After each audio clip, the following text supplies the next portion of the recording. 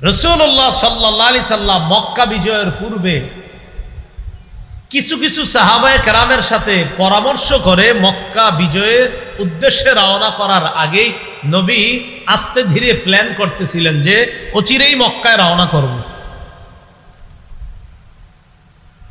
এই যে প্ল্যান করলেন আল্লাহ রাসূল সাল্লাল্লাহু আলাইহি সাল্লাম খুব গোপনে।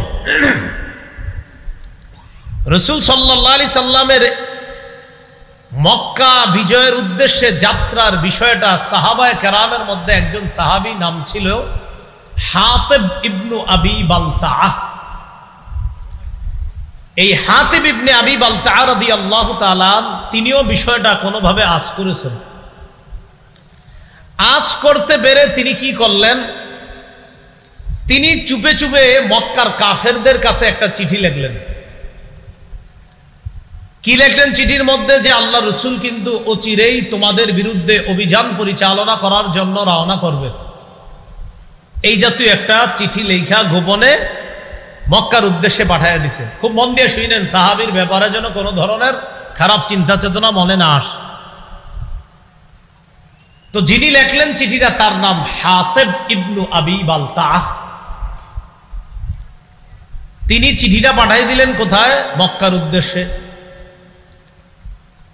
চিঠি যখন তিনি পাঠাইলেন, একজন নারীর মাধ্যমে পাঠাইলেন। এই নারী ছিল গায়িকা, ঘুরা ঘুরা গান গাইত। ঐতিহাসিকগণদের কেউ কেউ তার নাম লেখছে, নারীর নাম ছিল সারা। তার কাছে চিঠিটা দিয়ে দিস, তুমি মক্কার অমুক অমুক লিডারের কাছে এই চিঠিটা পৌঁছায় দিবা। আল্লাহ পাক রব্বুল আলামিন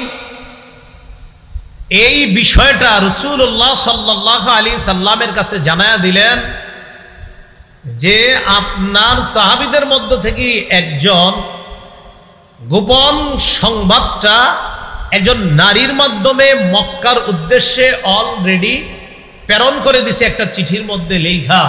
আপনি তাড়াতাড়ি ওই নারীকে আটকের ব্যবস্থা করেন। আল্লাহ পরিপূর্ণভাবে ওহির মাধ্যমে নবীকে বিষয়টা জানায়া দিলেন। ওই নারী গোপন চিঠিটা নিয়ে রওনা করছে। আপনাদের মনে প্রশ্ন আসছে, হুজুর একজন সাহাবী এরকম গোপন চিঠি কেন লেখছে? আসছে না প্রশ্নটা? পুরাটা শুনেন, প্রশ্ন থাকবে না ইনশাআল্লাহ। এই বিষয়টা সহিহ বুখারীতে বিস্তারিতভাবে একটা হাদিসে আসছে। সহিহ বুখারীর 3007 নম্বর হাদিস।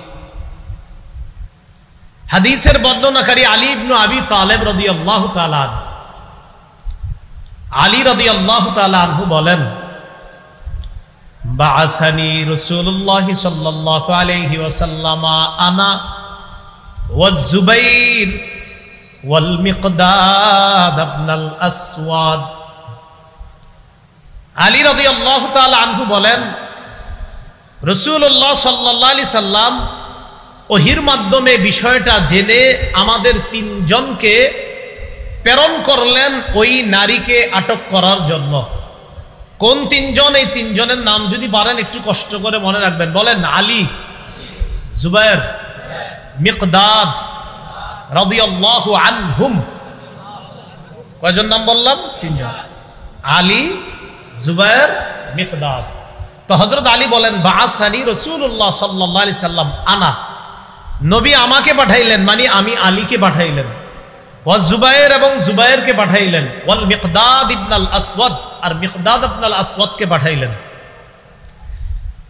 আমাদেরকে পাঠানোর প্রাক্কালে আল্লাহ রাসূল সাল্লাল্লাহু আলাইহি সাল্লাম বললেন, ইনতালিকু, তোমরা তাড়াতাড়ি রওনা করো। হাত্তা তাতু রাউজাতা খাখিন, রওনা করে তোমরা তাড়াতাড়ি রওজায়ে খাখ নামক একটা জায়গা আছে, ওই জায়গায় দ্রুত পৌঁছো তোমরা। আমার সাথে জায়গাটার নাম বলতে হবে। বলেন, রওজায়ে খাখ। আবার রওজায়ে খাখ। রাসূলুল্লাহ সাল্লাল্লাহু আলাইহি সাল্লাম বললেন, ইনতালিকু, রওনা করো। হাত্তা তাতু রাউজাতা খাখিন, তোমরা একটা জায়গায় গিয়ে খুব দ্রুত পৌঁছো। ওই জায়গাটার নাম জানি কি? খাখ। ফাইন্না বিহা যাইনা, সেখানে একজন মহিলা আছে, গায়িকা আছে। মাহা কিতাবুন, ওই মহিলার সাথে একটা চিঠি আছে। সুবহানাল্লাহ। খুযুহু মিনহা, ওই চিঠিটা তার থেকে গ্রহণ করবা। হযরত আলী রাদিয়াল্লাহু তাআলা আনহু আর ওই দুই সাহাবী, বাকি দুইজন ওলামা হযরত ছাড়া ওই দুজনের নাম কি জানি? অন্যরা বলেন তো, আলেমরা ছাড়া অন্য কেউ? আরেকজন মিকদাদ। মোট তিনজন। একজনের নাম আলী, আরেকজন তা আমরা রওনা করলাম। রওনা করার পর তিনি বলেন, তাআদা বিনা খাইলুনা, দ্রুত আমাদের বাহন আমাদেরকে নিয়ে চললো, ছুটে চললাম, আমরা খুব দ্রুত ছুটে চললাম। চলতে চলতে ইনতলাকনা, চলতে লাগলাম, হাত্তা ইনতাহাইনা ইলা রাউজাতি খাখিন, নবী যেই জায়গার কথাটা বলছে আমরা চলতে চলতে দ্রুত ওই জায়গায় পৌঁছে গেলাম, তথা রাউজাতু খাখ নামক জায়গায় আমরা পৌঁছে গেলাম। সেখানে পৌঁছার পর ফাইদা বিজ্জাইনা, ফাইদা নাহনু বিজ্জাইনা, হঠাৎ দেখি ওই মহিলা, যে মহিলার কথা নবী বলছে, মহিলারে সরাসরি বললাম, আখরিজিল কিতাবা, চিঠিটা দাও। কোনো ভূমিকা ছাড়াই বললাম, চিঠিটা দাও।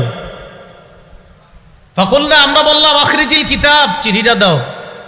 মহিলা কয়, মানে পুরা মহিলা কয়, কিসের চিঠি?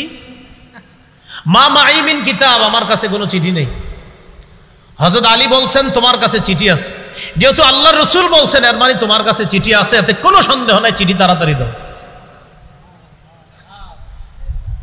হযরত আলী এক পর্যায়ে বললেন, লাতুখরিজিন্নাল কিতাব আও লানুলকিয়ান্নাত থিয়াব। হযরত আলী বলেন, লাতুখরিজিন্নাল কিতাব আও লানুলকিয়ান্নাত থিয়াব, হয়তো চিঠি দাও, না হয় যে কোনো মাধ্যমে, হয়তো মহিলা ইত্যাদি ডেকে এনে হলেও তোমার কাপড় খুলে তোমার ভিতর থেকে চিঠি বের করার ব্যবস্থা করতে আমরা বাধ্য হব, কারণ চিঠি তোমার কাছে আছে, এতে কোনো সন্দেহ নাই। এখন চিঠি কি দিবা না দিবা না সেটা বলো। মহিলা কি করছে দেখেন, ফাখরাজাতহু মিন ইকাসিহা, খোপার ভিতর থেকে চিঠি বের করছে, চুলের খোপার ভিতর থেকে চিঠি বের করছে। চিঠি বের করার পর হযরত আলী, জুবায়ের, মিকদাদ তারা চিঠি নিয়ে তাড়াতাড়ি চলে আসছে মদিনায়। রাসূলুল্লাহ সাল্লাল্লাহু আলাইহি সাল্লামের কাছে চিঠি পৌঁছানোর পর চিঠি খুলে দেখা গেল, ফাইদা ফীহি মিন হাতিব ইবনে আবি বালতা ইলা উনাসিন মিনাল মুশরিকিন মিন আহলি মক্কাহ ইউখবিরুহুম বিবাদি আমরি রাসূলিল্লাহি সাল্লাল্লাহু আলাইহি ওয়াসাল্লাম। চিঠি খোলা হলো। চিঠি খুলে দেখা গেল চিঠির মধ্যে লেখা, হাতিব ইবনে আবি বালতার পক্ষ থেকে মক্কার মুশরিকদের উদ্দেশ্যে একটা চিঠি লেখা, যে চিঠির মধ্যে আল্লাহ রাসূলের কিছু বিষয় তাদেরকে অবগত করে ওই চিঠির মধ্যে বিভিন্ন বিষয় হাতিব ইবনে আবি বালতা লিখছে চিঠির মধ্যে। তাড়াতাড়ি ডাকছে, হাতিবকে ডাকো। হাতিব ইবনে আবি বালতা রাদিয়াল্লাহু তাআলা, সবাই বলেন রাদিয়াল্লাহু তাআলা, আবার বলেন সবাই, তাকে ডাকছে। ডাকার পর রাসূলুল্লাহ সাল্লাল্লাহু আলাইহি সাল্লাম বললেন, মা হাদা ইয়া হাতিব, হাতিব এটা কি, এটা কি বলো। হাতিব ইবনে আবি বালতা বললেন, লা তাজাল আলাইয়া ইয়া রাসূলুল্লাহ, হুজুর আমার ব্যাপারে দ্রুত সিদ্ধান্ত নিয়েন না, আমার কথা একটু শুনেন। রাসূলুল্লাহ সাল্লাল্লাহু আলাইহি সাল্লামকে হাতিব ইবনে আবি বালতা এবার বললেন, হুজুর আমি এই চিঠিটা লিখছি মক্কার মুশরিকদের কাছে, আপনি আমার ব্যাপারে দ্রুত সিদ্ধান্ত নিয়েন না, চিঠিটা আমি লিখছি তাদের কাছে। আপনার সাথে যে মুহাজির সাহাবী যারা আছে, ইয়া রাসূলুল্লাহ, কানা মাআকা মিনাল মুহাজিরিন লাহুম কারাবাতুন ইয়াহমুনা বিহা আমওয়ালাহুম ওয়া আহলিহিম, আপনার সাথে যে মুহাজির সাহাবী যারা আছে তাদের আত্মীয় স্বজন মক্কায় আছে, আত্মীয়তার বন্ধনের কারণে তারা তাদের সম্পদ রক্ষা করতে পারবে, তারা তাদের সন্তানদেরকে রক্ষা করতে পারবে। হুজুর কুনতুম রাআন মুলসাকান ফি কুরাইশিন, আমিও কুরাইশদের সাথে ছিলাম লম্বা সময় মক্কায়, ওয়ালাম আকুন মিন আনফুসিহিম, কিন্তু আমি তাদের আপনজন কেউ না। আপনার সাথে যারা আছে সাহাবী, তাদের আপনজনরা এখনো মক্কায় আছে। আমি যদিও মক্কায় কুরাইশদের সাথে ছিলাম, কিন্তু আমার আপনজন বলতে কেউ নাই। হুজুর আমার অনেক আত্মীয় স্বজনরা সেখানে আছে, অর্থাৎ কোথায়? মক্কায় যেই জায়গায় সাহাবীদের আপনজন আছে, তো আমার কিছু রিলেটিভ আছে যারা এখনো মক্কায় রয়ে গেছে, তো তাদের আপনজন বলতে মক্কায় কেউ নাই। আমি চিন্তা করলাম আমি যদি একটা চিঠি লিখি, এই চিঠি লেখার কারণে আমি চিন্তা করলাম ফাআহবাবতু, আমি এই ইচ্ছা করলাম ইদফাতা যালিকা মিনান নাসাবি ফিহিম, যেহেতু আমার বংশের কোনো সম্পর্ক নাই, তাই আমি চিন্তা করলাম একটা চিঠি লিখি। আমি একটা চিঠি লিখলে তাদের সাথে একটা ভালো সম্পর্ক হবে। ইয়াহমুনা বিহা কারাবাতি, তখন তারা আমার পরিবারের যে কয়েকজন আছে তাদেরকে তারা রক্ষা করবে। কারণ আপনি যখন মক্কায় যাবেন, যাওয়ার পর যখন তাদের বিরুদ্ধে লড়াই করবেন, হুজুর আমার তো ইয়াকিন আপনাকে আল্লাহ বিজয় দান করবেন, কিন্তু তখন তো আমার আত্মীয় স্বজন যারা আছে তারাও বিপদে পড়বে। আমি শুধু তাদেরকে বিপদ থেকে উদ্ধার করার জন্য কাফেরদের সাথে শুধুমাত্র এতটুকু একটু খাতির করতে চাইছিলাম। একটা চিঠি লেখা। এটা বলার পর নবীজি বললেন, হুজুর বিশ্বাস করেন, মা ফালতু যালিকা, আমি এটা এই কারণে করি নাই কুফরন, যে আমি কাফের হয়ে গেছি, ওয়ালা ইরতিদাদান, আমি দিন থেকে বের হয়ে মুরতাদ হয়ে গেছি, এই জন্য আমি করি নাই, ওয়ালা রিদান বিল কুফরি বাদাল ইসলাম, আমি ইসলাম গ্রহণ করার পর আবার কুফরিকে পছন্দ করে নিয়েছি, বিষয়টা এমন না। তাহলে আমি কাফেরও হই নাই, আমি মুরতাদও হই নাই, আমি ইসলাম গ্রহণ করার পর কাফের হয়ে গেছি, বিষয়টা এমনও না হুজুর। শুধুমাত্র একটা চিঠি দিলে যদি তারা আমার প্রতি একটু সহানুভূতি প্রদর্শন করে, আমার যে সন্তান আদি আছে তাদেরকে অন্তত যদি একটু রক্ষা করে, এই জন্য একটা চিঠি লিখছিলাম। নবীজি তার পুরো বক্তব্য শুনা সাহাবীদেরকে লক্ষ্য করে বললেন, লাকাদ সাদাকাকুম, এই শোনো, হাতেব যা বলছে সত্য কথা বলছে। কি বলছে? সত্য কথা। হযরত ওমর ফারুক রাদিয়াল্লাহু তাআলা আনহু বললেন, দানি আদরিব উনুক হাদাল মুনাফিক, হুজুর আমার একটু সুযোগ দেন, আমি ওর গলাটা উড়িয়ে দিই। এই মুনাফিক বলছে, এই মুনাফিকের। আল্লাহ রাসূল বললেন, ওমর সাবধান, কদ শাহিদা বাদরা, আমার এই সাহাবী হাতেব বদরের যুদ্ধে অংশগ্রহণ করছে। তুমি জানো বদরের সাহাবীদের ব্যাপারে আল্লাহ কি বলছে? আল্লাহ বলছে, আমালু মা শিতুম, তোমাদের যা মন চায় তোমরা তা করো। ও বদরের অংশগ্রহণকারী সাহাবীরা, তোমাদের যা মন চায় তা করো, কদ গফারতু লাকুম, আমি তোমাদেরকে মাফ করে দিয়েছি। তো হাতিব ইবনে আবি বালতার এই ব্যাপারটা মাথায় রাখবেন, উনি কুফরিও করে নাই, উনি মুরতাদও হয়ে যায় নাই, উনি ইসলাম গ্রহণ করার পর কুফরিকে পছন্দ করে নিয়েছে, বিষয়টা এমনও না। উনি আসলে ওনার এই জায়গায় বুঝতে একটু ভুল হয়েছে, উনি মনে করছে এটা দিলাম আর এতে আর কি হবে। ঐতিহাসিকগণ লেখছেন ওনার ইয়াকিন ছিল বিজয় তো আল্লাহ নবীরই দিবে। কেন? কারণ আল্লাহ তো আগেই বলছে, ইন্না ফাতাহনা লাকা ফাতহাম মুবিনা, কোরআনের এই আয়াত প্রমাণ করে যে আল্লাহ নবীর হাতেই এই মক্কার বিজয় দান করবেন। উনি ইয়াকিনের কারণে একটা চিঠি লিখছে যে কাফেররা, তোমরা আমার চিঠি পাওয়ার পর যতই উল্লাসিত করো, বিজয় কিন্তু আল্লাহ নবীরে দান করবে। এটা ওই সাহাবীরও ইয়াকিন ছিল। তা আল্লাহ নিষেধ করে দিলেন, না, এই জাতীয় বন্ধুত্ব করা যাবে না। বুঝে আসছেন এবার? এটাই বলতেছে, ইয়া আইয়ুহাল্লাযীনা আমানু লা তাত্তাখিযু আদুওয়ি ওয়া আদুওয়াকুম আউলিয়া তুলকুনা ইলাইহিম বিল মাওয়াদ্দা। হে ঈমানদারগণ, আমার শত্রু আর তোমাদের শত্রু, এই শত্রুদেরকে এমন বন্ধু বানাও না যে বন্ধুত্বের কারণে তুলকুনা ইলাইহিম বিল মাওয়াদ্দা, তাদের কাছে চিঠি পাঠায় দাও বন্ধুত্বের খাতিরে, তাদের কাছে চিঠি পাঠায় দাও আন্তরিকতাপূর্ণ সম্পর্কের কারণে, বন্ধুত্বের কারণে। এই জাতীয় বন্ধু কোনো কাফেররে বানাও না। আমার শত্রুরে এমন বন্ধু বানাও না, তোমাদের শত্রুরে এমন বন্ধু বানাও না যে যেই বন্ধু বানানোর পর চুপে চুপে চিঠিও পাঠাও, এরকম বন্ধু বানাও। এবার বুঝে আসছেন কথাটা আপনাদের? এটা আল্লাহ নিষেধ করলেন যে হাবিব হাতিব ইবনে আবি বালতাকে সহ আপনার সব সাহাবীদেরকে জানায় দেন যে এরকম বন্ধুত্ব যেন তাদের সাথে না করে। এবার আল্লাহ বলেন, ওয়াকাদ কাফারু বিমা জাআকুম মিনাল হক, অথচ তোমাদের কাছে যে হক এসেছে আল্লাহর পক্ষ থেকে, এই হক ওই বন্ধুরা অস্বীকার করে। কারা? যাদের সাথে বন্ধুত্ব করে চুপি চুপি চিঠি পাঠাইতে চেয়েছো, ওই বন্ধুরা, ওই কাফেররা অস্বীকার করে ওই সত্যকে, যে সত্য তোমাদের কাছে এসেছে। আর তারা কি করেছে তোমাদের মনে নাই? ইউখরিজুনার রাসূলা ওয়া ইয়্যাকুম আন তুমিনু বিল্লাহি রাব্বিকুম, তারা রাসূলকে এবং তোমাদেরকে মক্কা থেকে বের করে দিয়েছে, এগুলো তোমাদের মনে নাই? অপরাধ কি? আন তুমিনু বিল্লাহি রাব্বিকুম, শুধুমাত্র এই কারণে রসুলকে আর তোমাদেরকে বের করে দিয়েছে। তোমরা তোমাদের রব আল্লাহকে বিশ্বাস করেছো, আল্লাহর উপর ঈমান এনেছো, শুধুমাত্র এই কারণে রসুলকেও বের করেছে মক্কা থেকে, তোমাদেরকেও বের করেছে। যারা তোমরা এইভাবে বের করলো তাদের সাথে আবার তলে তলে গোপনে কিসের বন্ধুত্ব নিষেধ করে দিলেন। বুঝে ঠিক কইতেছেন তো? হ্যাঁ, বুঝতে হবে। তাহলে আল্লাহ এটা নিষেধ করলেন যে তাদের সাথে কোনো বন্ধুত্ব করবা না। এরপর আল্লাহ বলেন ইন কুনতুম খরজতুম জিহাদান ফি সাবিলি, যেটার অনুবাদ আমি শুরুতে তুলছি। ইন কুনতুম খরজতুম জিহাদান ফি সাবিলি ইবতিগা মারদাতি, এতক্ষণ পর্যন্ত যেটা এটা কেমন যেন জবাব শর্ত, আর ইন কুনতুম খরজতুম জিহাদান ফি সাবিলি এটা হলো শর্ত। অর্থাৎ যদি তোমরা আমার রাস্তায় জিহাদ করতে চাও আর আমার সন্তুষ্টি অর্জন করতে চাও, তাহলে তোমরা আমার শত্রু আর তোমাদের শত্রুকে বন্ধু হিসাবে গ্রহণ কইরো না। এমন বন্ধুত্ব যে বন্ধুত্বের খাতিরে চুপে চুপে সিডি পাড়াও, এমন বন্ধুত্ব করবা।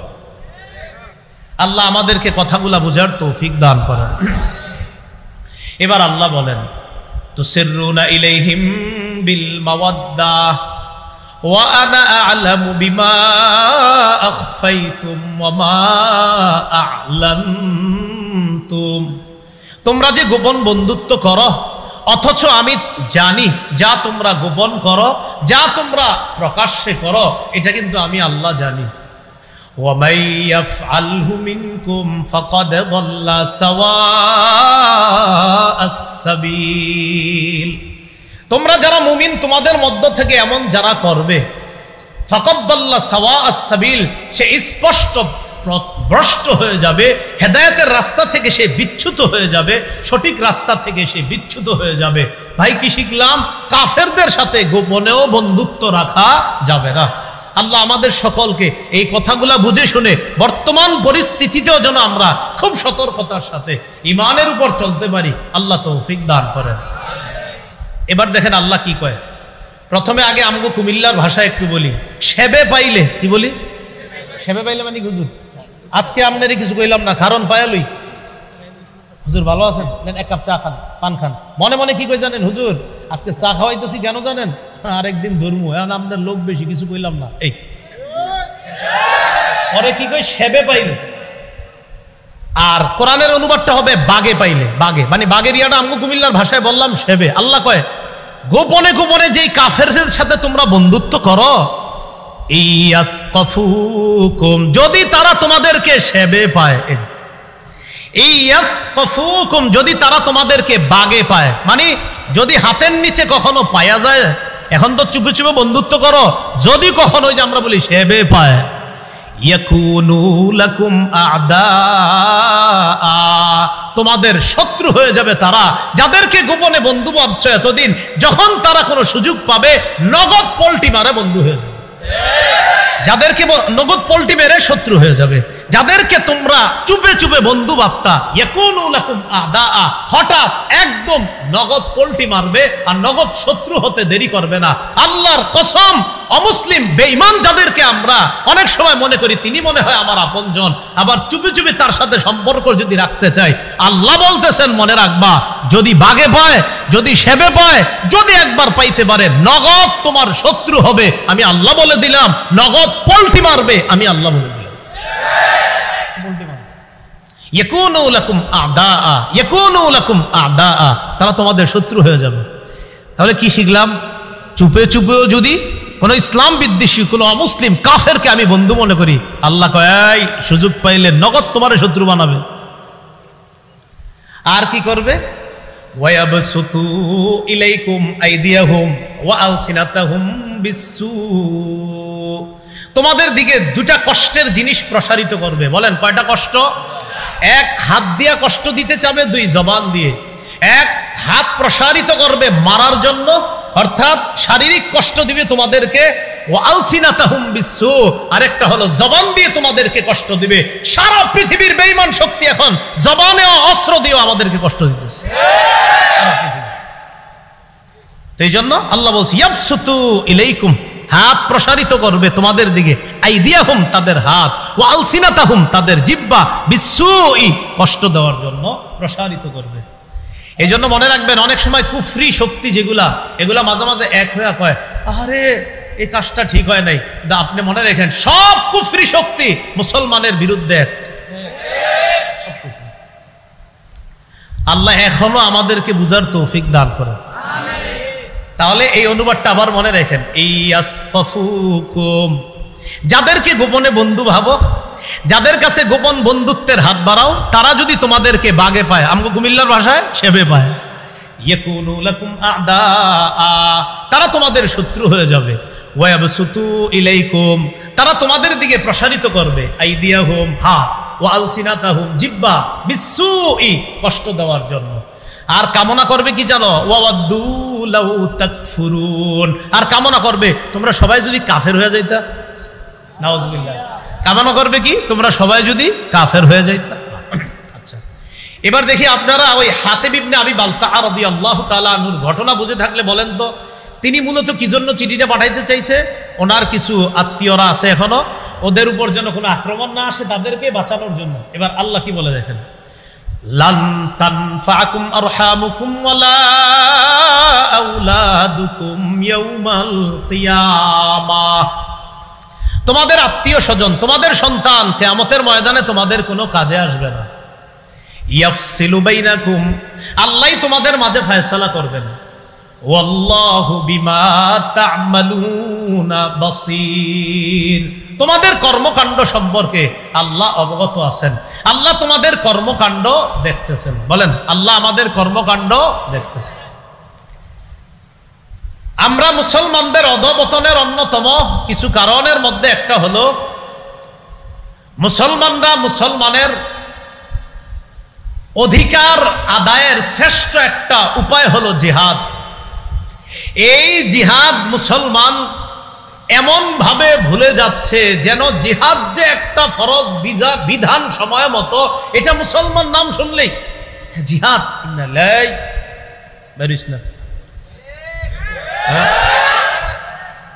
যে মাওলানা জুনায়েদ আল হাবিব সাহেব নাকি বলছে আগামীকাল আছে নবীর ইজ্জত নিয়ে কথা বলছে, একজন মিছিল আছে। হ্যাঁ আব্বা বলছিল তো গতকাল জুমার নামাজে, তোই আজকে হুজুর বলছে আমাদের এলাকাবাসী নিয়ে যাবে। হুজুর যাক, তুই যাইস না, বসে থাক, তোর বিকাল 5টা পর্যন্ত ঘর থেকে বেরোবি না, আল্লাহ বিল্লাহ কর।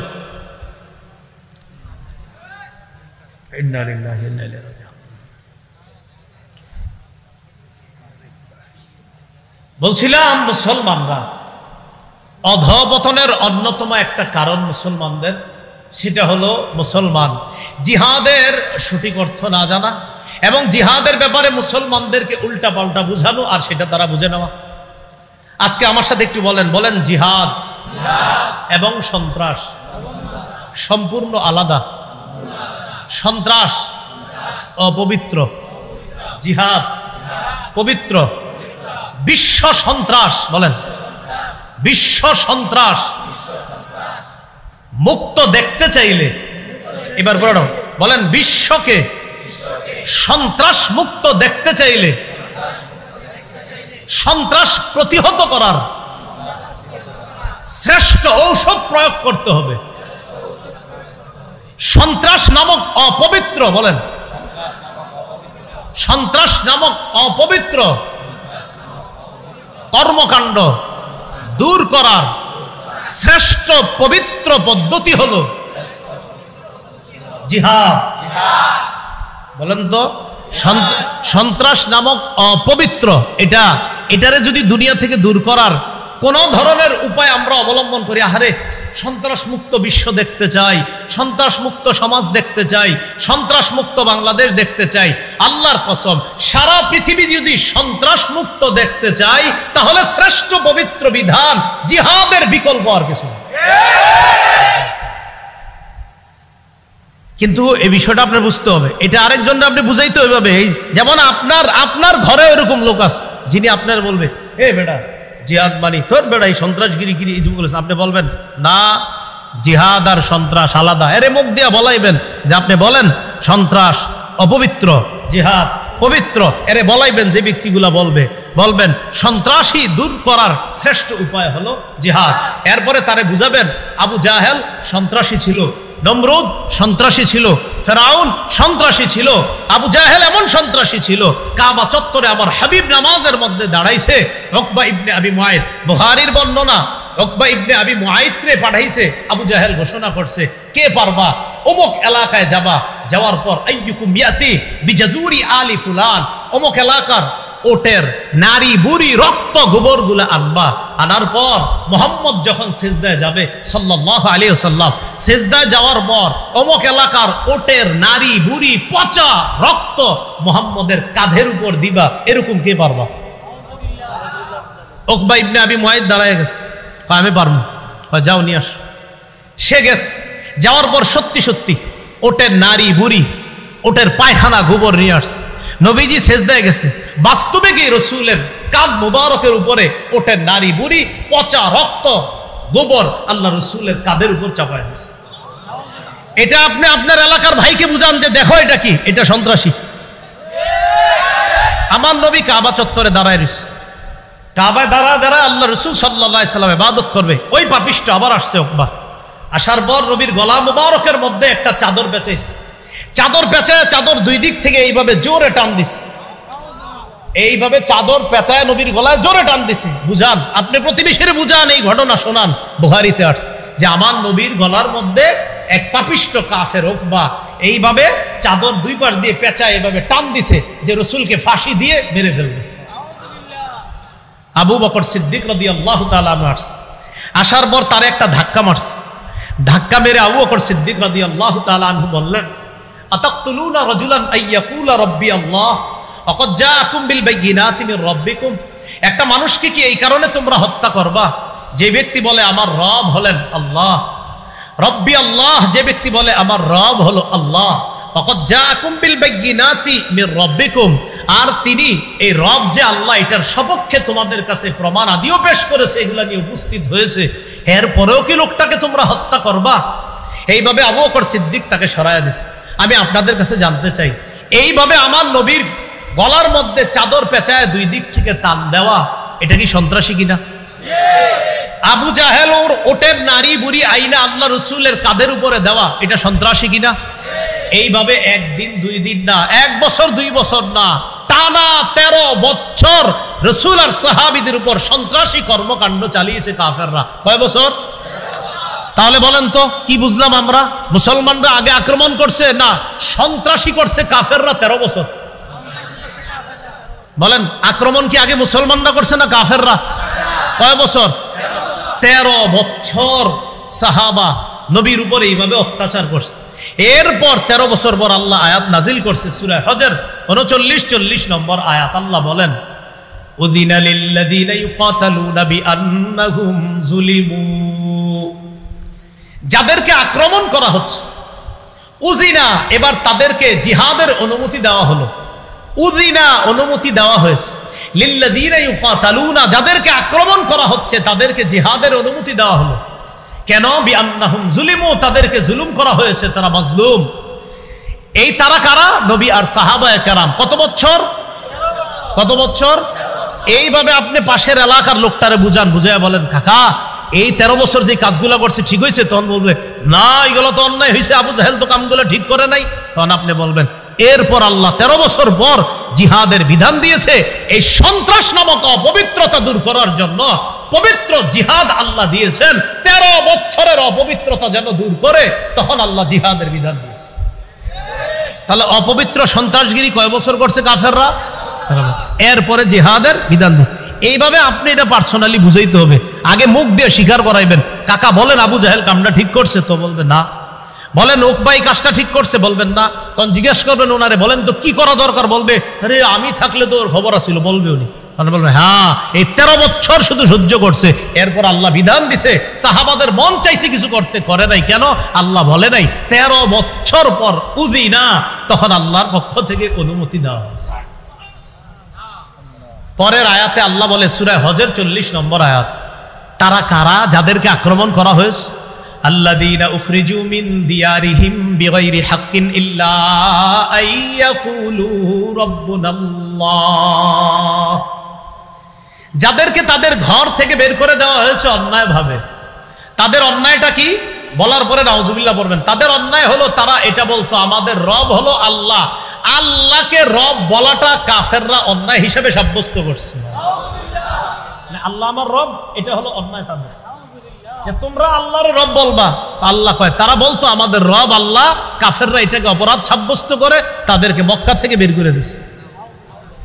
এবার আল্লাহ বলেন ওয়ালাউলা দাফউল্লাহিন নাস বা'দাহুম বিবা'দিল লাহুদ্দিমাস সাওয়ামি'ু ওয়া বি'উ ওয়া সালাওয়াতু ওয়া মাসাজিদু ইউযকারু ফীহা ইসমুল্লাহি কাসীরা।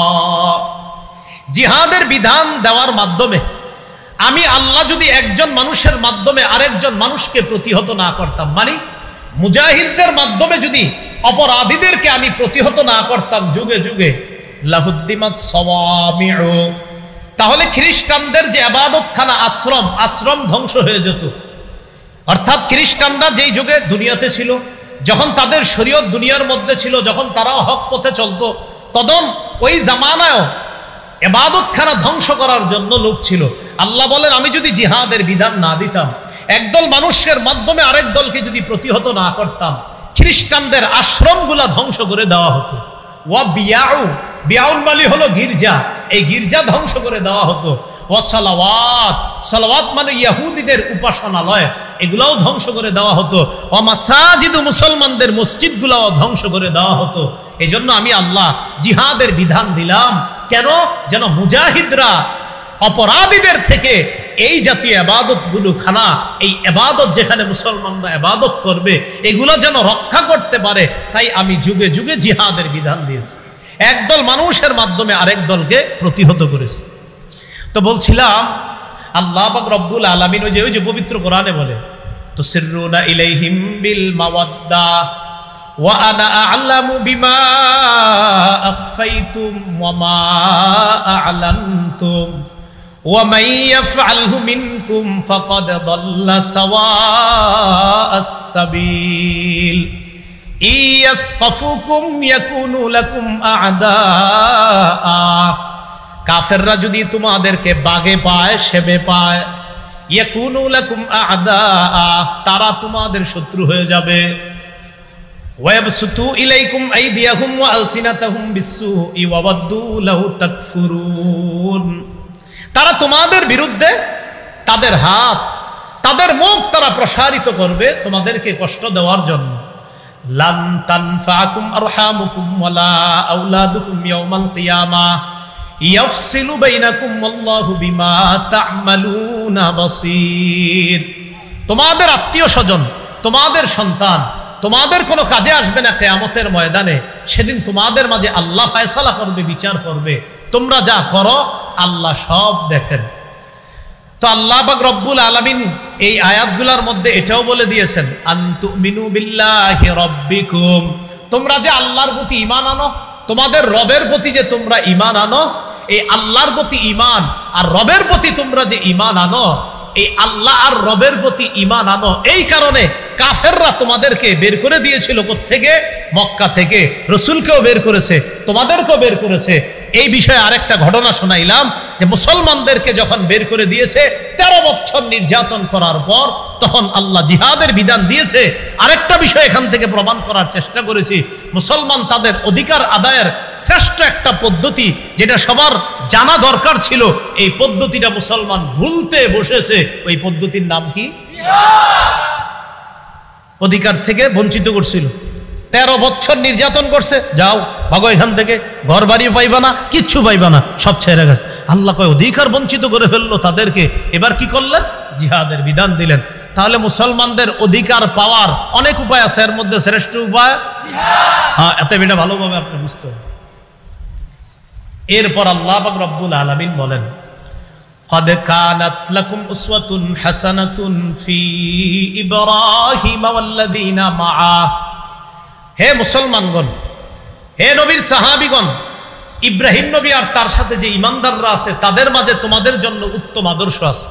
এই আমি আপনি আমরা আমাদের সবার জন্য ইব্রাহিম নবী আর তার অনুসারী যারা, তাদের মাঝে উত্তম আদর্শ আছে। কি উত্তম আদর্শ? মন দিয়ে শুনেন। إذ قالوا لقومهم إنا براء منكم ومما تعبدون من دون দুনিল্লাহ। ইব্রাহিম নবী তার অনুসারী, তারা তাদের সম্প্রদায়কে বলেছিল, ইন্না বুরাআ, আমরা মুক্ত, মিনকুম, তোমাদের থেকে মুক্ত, আমরা সম্পর্ক ছিন্ন করলাম, মিনকুম, তোমাদের সাথে সম্পর্ক ছিন্ন করলাম, ওয়া মিম্মা তা'বুদুনা মিন দুনিল্লাহ, আল্লাহ ছাড়া যাদের ইবাদত করো তোমরা তাদের থেকেও সম্পর্ক ছিন্ন করলাম। আল্লাহ কি বলতেছে দেখেন, ও মুসলমানরা, ইব্রাহিম নবী আর তার সম্প্রদায়ের মাঝে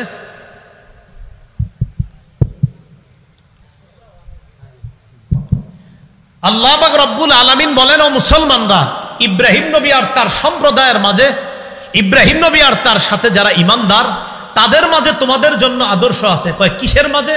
কয় যখন তারা তাদের সম্প্রদায়কে বলেছিল, হে আমাদের সম্প্রদায়, ইন্না বুরাআউ মিনকুম ওয়া মিম্মা তা'বুদুনা মিন দুনিল্লাহ, আমরা তোমাদের সাথে সম্পর্ক ছিন্ন করলাম, তোমরা যাদের ইবাদত করো আল্লাহ ছাড়া তাদের থেকেও সম্পর্ক ছিন্ন করলাম। আচ্ছা, আবার বুঝেন তো কি বলছে আল্লাহ, তোমাদের জন্য আদর্শ আছে এই কথায়। কোন কথা? ইব্রাহিম নবী আর তার জাতি, ইব্রাহিম নবীর সাথে ঈমানদাররা তাদের সম্প্রদায়কে বলছে, হে আমাদের সম্প্রদায়, আমরা তোমাদের থেকে সম্পর্ক ছিন্ন করলাম, তোমরা আল্লাহ ছাড়া যাদের ইবাদত করো তাদের থেকেও সম্পর্ক ছিন্ন করলাম। আল্লাহ কয় এই কথায় তোমাদের জন্য আদর্শ আছে। কি আছে তোমাদের জন্য? আদর্শ আছে। কাফারনা বিকুম, আমরা তোমাদের আকীদা বিশ্বাস অস্বীকার করি। ইব্রাহিম নবী ডাইরেক্ট বলে দিছে মূর্তি পূজারী যারা তাদেরকে, আমরা তোমাদের আকীদা বিশ্বাস অস্বীকার করি। ওয়া বাদা বাইনানা ওয়া বাইনাকুমুল আদাওয়াতু ওয়াল বাগদাউ আবাদা, আমাদের মাঝে আর তোমাদের মাঝে শত্রুতা এবং বিদ্বেষ আবাদা, চিরকালের জন্য প্রকাশ হয়ে গেছে। কাফারনা বিকুম, আমরা তোমাদের আকীদা অবিশ্বাস করি। ওয়া বাদা বাইনানা ওয়া বাইনাকুম, আমাদের মাঝে আর তোমাদের মাঝে স্পষ্ট হয়ে গেছে আল আদাওয়াত, শত্রুতা, ওয়াল বাগদা, বিদ্বেষ, আবাদান, চিরকালের জন্য। বেঈমানদেরকে মুসলমানরা এই কথা বলা, ও বেঈমানরা শোনো, তোমাদের সাথে কোনো সম্পর্ক নাই, তোমরা যাদের ইবাদত করো তাদের সাথে আমাদের কোনো সম্পর্ক নাই, তোমাদের আকীদা বিশ্বাস আমরা অস্বীকার করি, আমাদের মাঝে আর তোমাদের মাঝে শত্রুতাও স্পষ্ট, বিদ্বেষ স্পষ্ট, তোমাদের সাথে আমাদের সাথে শত্রুতা চলবে, বিদ্বেষ চলবে। কতদিন জানো? হাত্তা তুমিনু বিল্লাহি ওয়াহদা, যতদিন এক আল্লাহকে আল্লাহ বলে না মানবা, যতদিন এক আল্লাহকে আল্লাহ বলে না মানবা। এই কথায় অনেক শিক্ষা, তাওহীদের শিক্ষা, যে তাওহীদবাদীরা, ঈমানদাররা, তাওহীদবাদীরা, ঈমানদাররা, বিশ্বাসীরা অবিশ্বাসীদেরকে এই কথা বলা। ইব্রাহিম নবী যেমন বলেছিল, তোমাদের সাথে আমাদের কোনো সম্পর্ক নাই, তোমরা যাদের ইবাদত করো তাদের সাথে আমাদের কোনো সম্পর্ক নাই, তোমাদের সাথে আমাদের সাথে শত্রুতা, বিদ্বেষ চলবে আবাদা, চিরকালের জন্য। কতদিন? হাত্তা তুমিনু বিল্লাহি ওয়াহদা, যতদিন এক আল্লাহকে আল্লাহ বলে বিশ্বাস না করবে। কি ঠিক বুঝছা? ঠিক না না বুঝছা? বুঝতে হবে যে আল্লাহ বলছে তোমাদের জন্য আদর্শ আছে। এই জায়গায় বললাম হ্যাঁ আদর্শ আছে, কিন্তু আদর্শটা আমরা গ্রহণ করলাম না, তাহলে কিন্তু হবে না। আমাদের উসামা ভাই চলে আসছে, নারে তাকবীর। আল্লাহ ভাইয়ের হায়াতে বরকত দান করেন, সকলে বলে আমিন। আল্লাহ তাকে ভরপুর কবুল করেন, বলে আমিন। তো যাই হোক, ইল্লা কাওলা ইব্রাহিম আলি আবিহি লা আস্তাগফিরান্না লাক ওয়া মা আমলিকু লাকা মিনাল্লাহি মিন শাই। ইব্রাহিম আলাইহিস সালাতু ওয়াস সালামের একটা কথা ছিল,